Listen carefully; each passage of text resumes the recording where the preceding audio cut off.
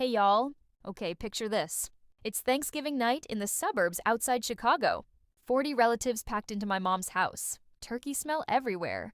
Football on low in the background. Kids running wild. Pumpkin pie on the table.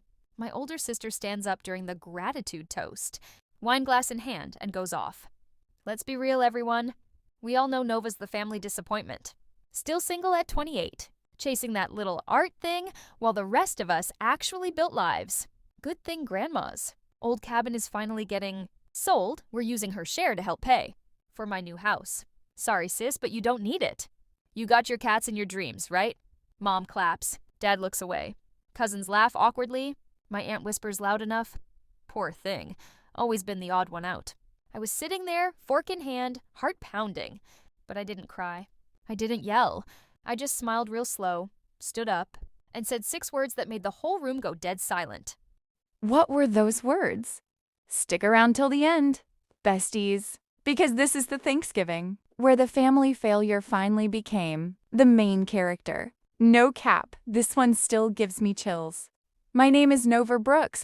I'm 28 now, but for most of my life, I was the invisible middle child in this loud, messy Ohio turned Chicago family. Mom was the golden child maker. My sister Kayla, 32 now, was always the star. Prom queen, early marriage, 2 kids, big house in the right neighborhood. Instagram full of blessed and busy reels while posting about her hustle. She married a guy who sells insurance and acts like he invented money. Me?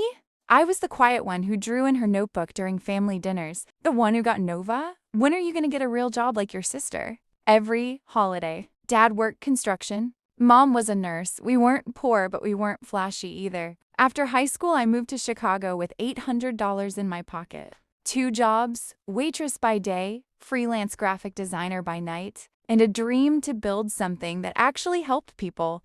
Nobody knew I was coding a mental health app in my tiny studio. Apartment at 3 a.m. after double shifts. I called it Mind Bloom, daily check-ins, AI mood tracking, anonymous community for people feeling like the family disappointment. I poured my own pain into it.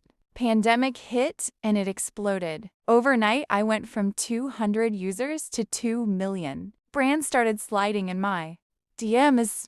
I sold the app last year for Lil Dan R million. Cash. Quietly, no announcements. I paid off my student loans. Bought Grandma's old lakeside cabin that she always said would be mine one day, and started a foundation for therapy access, but I never told the family why. Because every time I tried to share good news, Kayla would twist it. Oh, so now you're better than us? Or Mom would say, don't get too big for your britches. So I stayed silent. Slayed in silence, period. Last summer, Mom called me crying. Grandma passed. Heart attack in her sleep. I flew back immediately. Handled everything while Kayla couldn't get time off work. I paid for the funeral out of my own pocket, but didn't say a word. Then came this Thanksgiving. Mom insisted I host the big family dinner at her house because you're the single one with no kids. You have time. Big yikes, I agreed. But I brought a USB and the cabin deed in my bag, just in case. The roast started right after dinner during the toast circle. Kayla stood up first. Y'all, I'm so grateful for my beautiful life.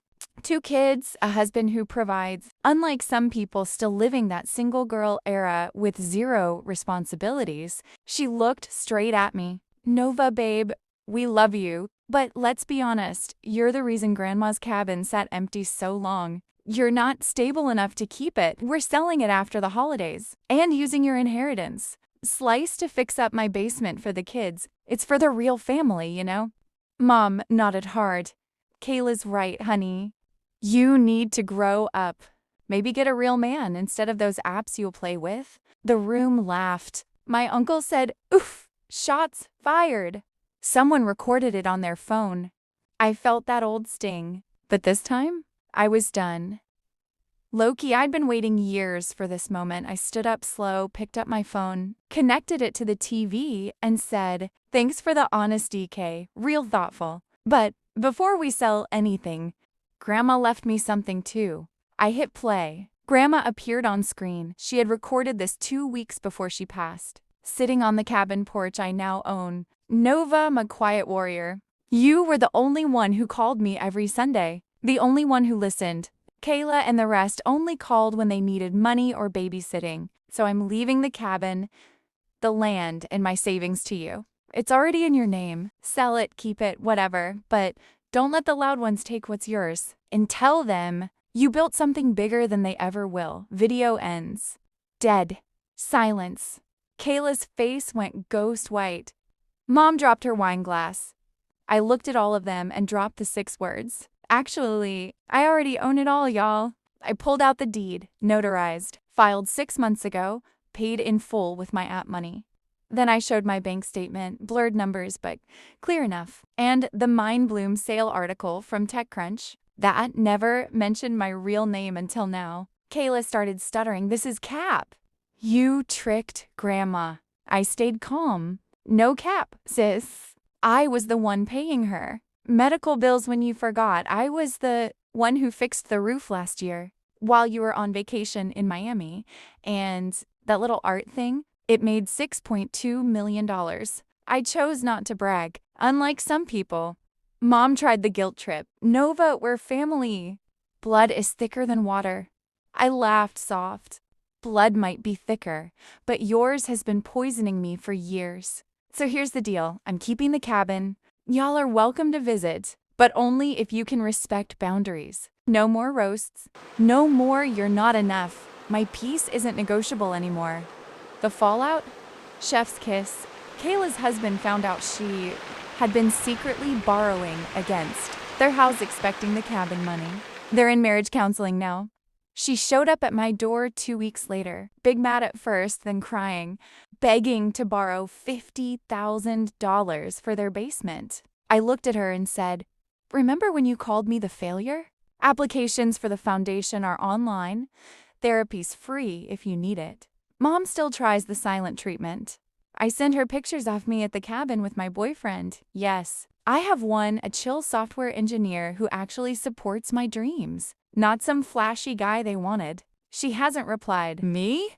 I turned the cabin into a weekend retreat for women healing from toxic families. I still run my foundation. I go there every weekend, sit on the dock with coffee, watch the sunrise, and feel Grandma smiling. I finally chose my own table, and it feels so damn good. So if you're watching this and you're the disappointment, the single one, the dreamer in your family, hear me loud and clear. You don't owe them your light. Build in silence. Set those boundaries like your peace depends on it, because it does. Chosen family greater than toxic blood, period. And when they finally see you shining, smile and say it's took you long enough. That's the real revenge, living your soft life while they watch from the outside. Drop your own Thanksgiving or family roast stories in the comments. I read every single one, no cap. If this hit you in the feels or gave you that main character energy, smash like, subscribe, and turn on notifications. More raw, real revenge and glow-up stories every week. This is Nova, signing off from my cabin porch with a pumpkin spice latte in hand. Happy holidays, y'all. Protect your peace. It's the ultimate slay.